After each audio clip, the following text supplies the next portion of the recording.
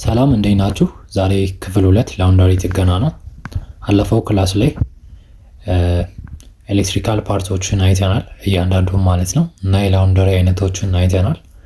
አለፈው ክላስ ላይ እያንዳንዱ የዘረዘርናቸው ነገሮች ቤዚክ የሆኑ ነገር ናቸው። ዛሬ ደግሞ ሁለተኛ ጋር የምናገኘው ላውንደሪ ጥገና ክፍል 2ን ዛሬ በዝርዝር እናያለን ማለት ነው። ስለዚህ በሁለተኛ ጋር የምናገኘው ሜካኒካል ላውንደሪ ፓርት ነው።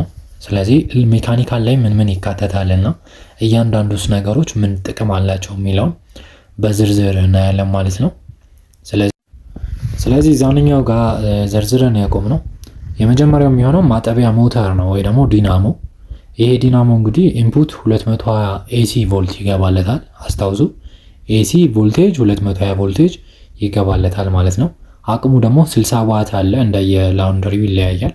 ነገር ግን ብዙ ጊዜ ዩኒቨርሳሎች 60 ዋት ስለሆኑ 60 ዋት አለ ማለት ነው። ሮቴሽኑም በሁለቱም ሳይድ ነው ሮቴት የሚያደርግልን። ወደ ግራም ይዞራል፣ ወደ ቀኝም ይዞራል ማለት ነው። ሁለተኛው ደግሞ ማድረቂያ ሞተር ነው። ይሄ ማድረቂያ ሞተር ሮቴሽኑ በአንድ ሳይድ ነው። ይሄም በተመሳሳይ የሚሰራው በ220 ኤሲ ነው። ገመዶች 3 አሉት። ያም 3 አለው፣ ይሄም 3 አለው ማለት ነው። እነዚህ ሞተሮችን እንዴት በመልቲሜትር እንዴት ቼክ እናደርጋለን የሚለውን በቀጣይ ክላስ እናያለን። ነገር ግን 3 ገመዶች አሉት ዋይንዲንጉ ማለት ነው። ስለዚህ የማጠቢያውን ለማጠቢያው መጠቀም አንችልም ማለት ነው። በሶስተኛ ደረጃ ጋር የምናገኘው ብዙ ጊዜ ላውንደሪ ችግር ሆኖ የምናገኘው ጊርቦክስ ነው። ይሄ ጊርቦክስ እንግዲህ ጥቅሙ ምንድነው? ከሞተሩ ጋር በቤልት ይተሳሰራል። በቡለን ደግሞ ከልብስ ማጠቢያ ሳህኑ ጋር ይተሳሰራል። ስለዚህ ሞተሩ በሚዞርበት ጊዜ ቤልቱ አማካኝነት ይሽከረከርና የልብስ ማጠቢያ ማሽን ፋንክሽናል እንዲሆን ያደርግልናል ማለት ነው። ገበያ ላይ ከ2500 እስከ 3000 ብር ነው።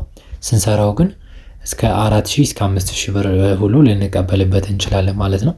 በአራተኛ ደረጃ እንግዲህ ብዙ ጊዜ ሲበላሽ የምናገኘው ሌላኛው ማጠቢያ ሳህኑ ነው።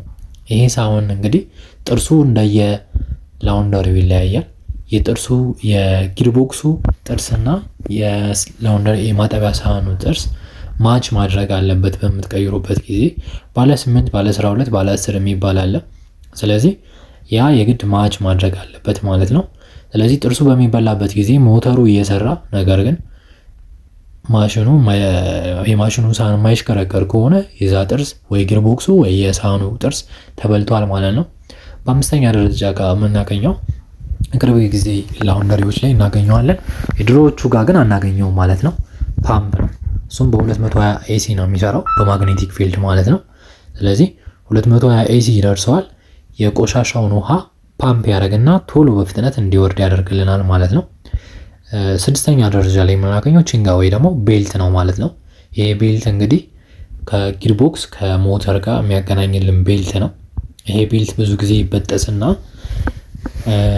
ጊርቦክሱም ኖርማል ሆኖ ሞተሩም ኖርማል ሆኖ ነገር ግን ላውንደሪው ማጠቢያው ሊበላሽ ይችላል ማለት ነው። ስለዚህ ይሄ ቺንጋ ይጠቅመናል ማለት ነው፣ ወይ ደግሞ ቤልቱ ይጠቅመናል ማለት ነው። ሌላው እንግዲህ ሰባተኛ ላይ የማድረቂያ ሳህን አለ። ይሄ ማድረቂያ ሳህን ቀጥታ በቡለን የሚታሰረው ከምኑ ጋር ነው? ከሞተሩ ጋር ነው የሚታሰረው ማለት ነው።